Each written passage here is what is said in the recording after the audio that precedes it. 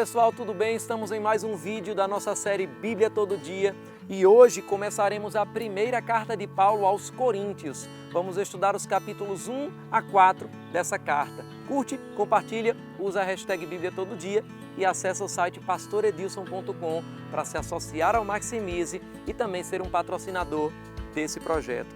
Nos dias de Paulo, Corinto era a principal cidade da Grécia, comercialmente e também politicamente.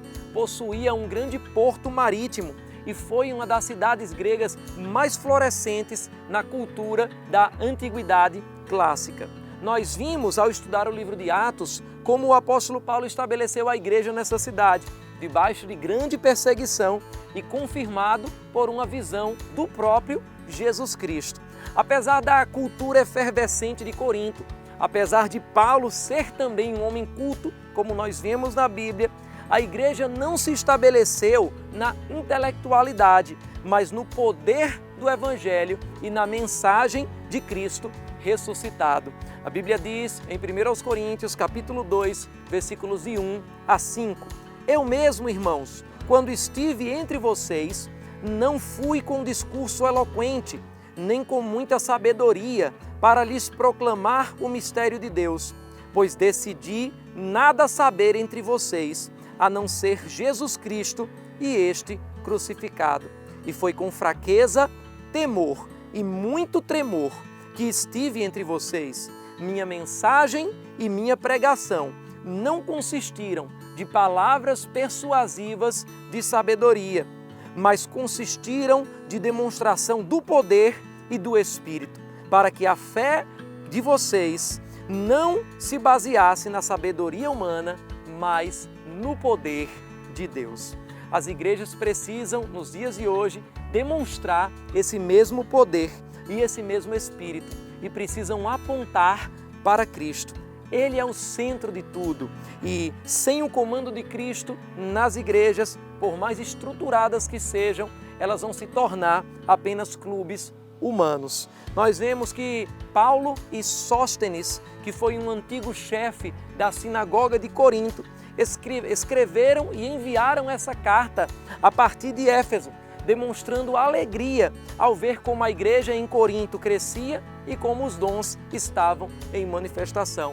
Capítulo 1, versículos 4 a 7 de 1 Coríntios diz: Sempre dou graças a meu Deus por vocês, por causa da graça que lhes foi dada por Ele em Cristo Jesus, pois nele vocês foram enriquecidos em tudo, isto é, em toda palavra e em todo conhecimento, porque o testemunho de Cristo foi confirmado entre vocês, de modo que não lhes falta nenhum dom espiritual, enquanto vocês esperam que o nosso Senhor Jesus Cristo seja revelado. No capítulo 1, Paulo explica que essa mensagem da cruz era loucura para os sábios gregos e era um escândalo para os judeus. Então só o poder que a mensagem carrega era capaz de transformar o homem. Esse poder foi ministrado aos coríntios através de grandes homens de Deus, como Pedro, Paulo e Apolo. Mas ele mostra aqui na carta que dar mais ênfase a esses nomes do que ao nome de Jesus, autor de tudo, era um erro e levou a igreja de Corinto a grandes divisões. À medida que muitas grandes igrejas e ministros influentes se levantaram naqueles dias, como também acontece nos dias de hoje, nós temos uma lição preciosa nessa carta. Não devemos hoje em dia ficar disputando sobre qual é o melhor pastor, qual é a melhor igreja, qual é o melhor pregador ou qual é a melhor denominação. Sim, nós devemos honrar os nossos líderes, honrar a nossa igreja, mas o Senhor Jesus Cristo deve ser o centro e o motivo de tudo.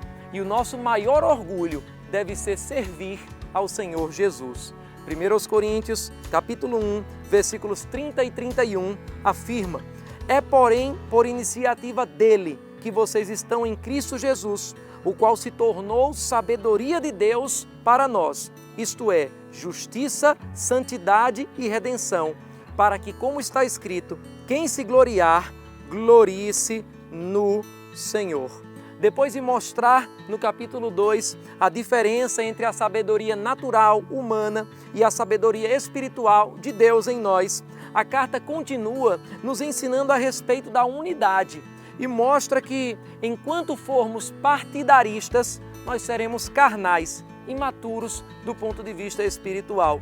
Capítulo 3, versículos 3 a 7, afirma: porque ainda são carnais, porque, visto que há inveja e divisão entre vocês, não estão sendo carnais e agindo como mundanos? Pois quando alguém diz, eu sou de Paulo, e outro, eu sou de Apolo, não estão sendo mundanos?